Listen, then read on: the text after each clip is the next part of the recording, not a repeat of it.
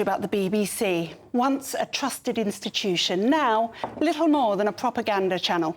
We are quick to sneer at Russian state TV as a mouthpiece for Putin, but the BBC, what's the difference? It's just the British version, only slicker, smugger and dressed up in self-righteous neutrality.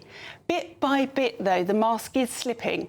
Whistleblowers, leaks, reports revealing the truth, an organisation that has become the very symbol, in my opinion, of what has gone wrong with this country. And the final nail in the coffin, they turned their bias on the most powerful man in the world, and Trump has already taken aim at what he is calling the leftist propaganda machine. When they literally stitched together two different speeches to make it look like Trump incited violence when he didn't, they took on the wrong enemy. Trump isn't scared of them, like we were, and he is right. This, on top of the endless trans ideology pushed through kids' shows and adult ones, the erasure of gender-critical voices, the platforming of Hamas, casting Israel always as the villain. The list is endless. I didn't have time for it. And anyone who dared to question was silenced, censored, or labelled a fascist.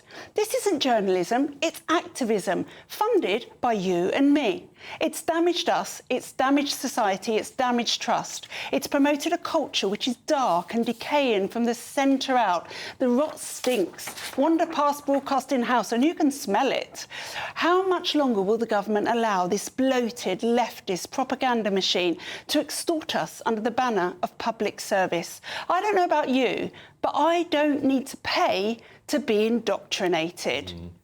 Hear, hear, Dr. Renee, hear, hear. It is a disgusting state we found ourselves in this country, isn't it, where the broadcaster that's meant to be broadcasting British values, is meant to be talking about Britain in an unbiased way, reporting the facts, because, of course, everybody basically has to pay it. We call it a licence, but really it's a tax, isn't it? It's a tax. What other company can get away with sending threatening letters to your door if you don't pay a so-called tax because you have a TV in your home? The bias stinks. It really, really stinks. And I think British people are fed up. That's why GB News is now #1 news channel 4 months in a row, because they want to hit. At least we give our opinions here, and at least we don't have to, not be careful not to roll our eyes when we see something that looks ridiculous. And we don't force people, as you rightly say, to listen to it. Do you know 2,200 people in the last 10 years have gone to prison for not paying the fine that they get? Your personal data could be exposed right now without you even knowing it. And if you want it removed, use incogni.com/GB News in the description now and get 60% off an annual plan on us. Incogni reach out to the data brokers on your behalf and request that your information be deleted from their databases. And they'll keep sending removal requests to make sure your data stays gone. Sometimes your information ends up on strange, obscure websites that automated tools just can't reach. And that's why Incogni just launched their unlimited plan with a feature called Custom Removals. With this, you can submit any link where your personal information appears, literally paste in the URL, and their privacy team will investigate and work to get it removed. And getting started is super easy. Hit the link in the description, create an Incogni account, and tell them whose data you want removed. Grant them permission to work on your behalf, and then all you've got to do is sit back and relax. They'll keep you updated along the way. Incogni is totally risk-free for 30 days. If you try it, it's not for you, you'll get a full refund. So take back control of your personal data today with Incogni. Use our code GBNews at checkout via the link in the description, and you'll get 60% off an annual plan. Let's be clear, they're not forced to listen to it, Dr. Renee. They're just still forced to pay for it. Yes, but also... Why should they pay? The BBC does so much more than some of the instances that you've plucked out of thin air and cherry-picked to suit your bias, Dr. Renee.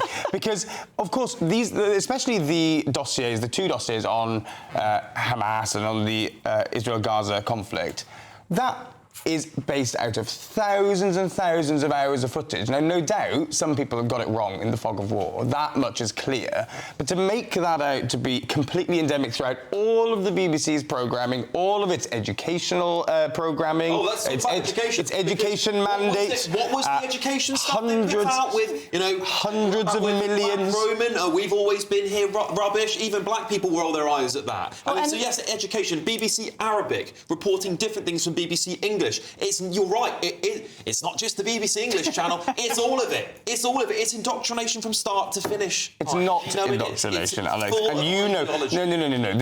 There's millions of hours of BBC stuff going on all the time. It can't be expected to be across all of it. And to call for Tim Davie to resign over these instances just misses the wood for the trees entirely. Yes, it needs to change. Yes, BBC staff are in a bubble. But throwing people out just for specific instances by their journalists would be ridiculous. It was only last year that it came out that the BBC had breached their own editorial guidelines over 1,500 times. Now, I don't know another kind of national state broadcaster that would have been allowed to get away with that. I think that if it had been, especially a channel like this one or any independent journalism, I think that would have been stamped out pretty quickly, whereas the BBC, they just seem to be able to get away with everything and, on top of that, have the privilege of charging the citizens of this country the licence fee for something they don't watch. I don't want Tim Davie to go, Kai.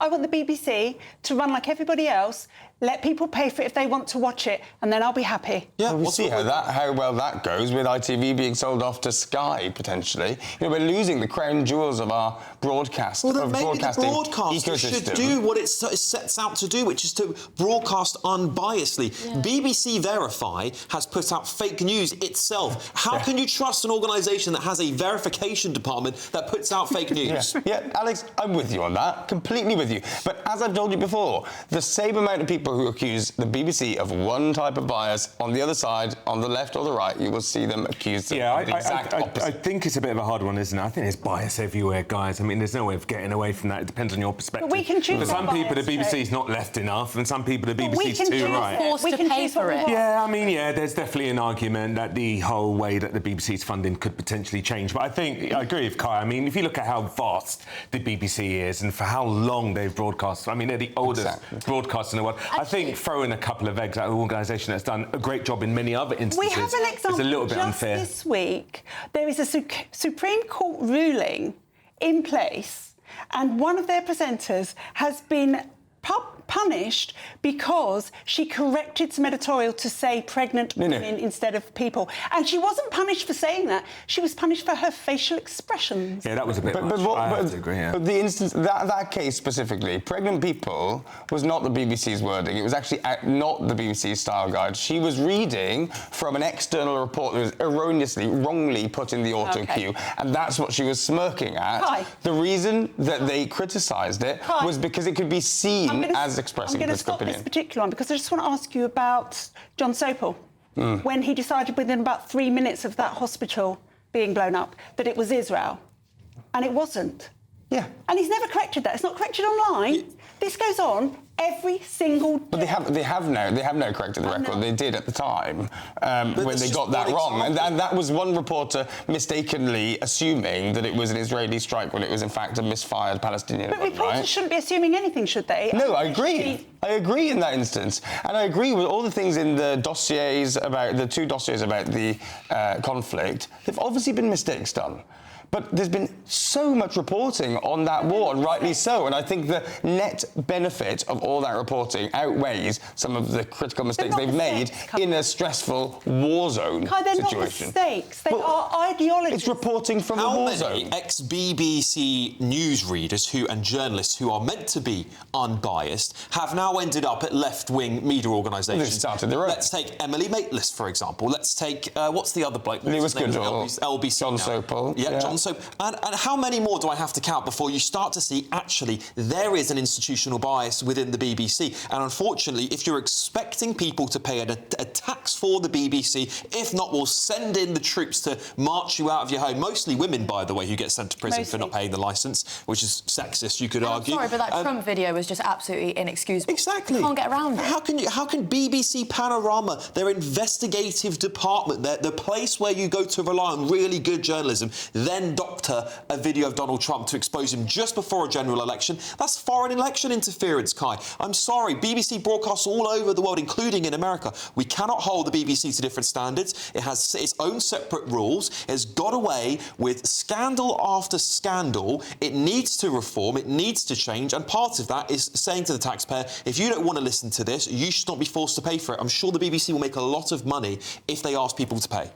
There's a lot of leftists in the country, Kai, who would watch it to reinforce their bias. I think it's quite And people who watch Oh, it for entertainment please. purposes. It's absolutely, completely fine for it to be a self-funded organisation Well, that makes subscription money off of it, basis like would be every fine. other company in the world. But unfortunately, its litany of scandals now is embarrassing. It's a state-funded propaganda unit run by the British government. It is run by the British That's a government. little bit of a Well, it is. Such a It's reach, little Alex, bit. and you know it. When the taxpayer pays for something, it goes through the government, therefore it's run by the government. Yeah.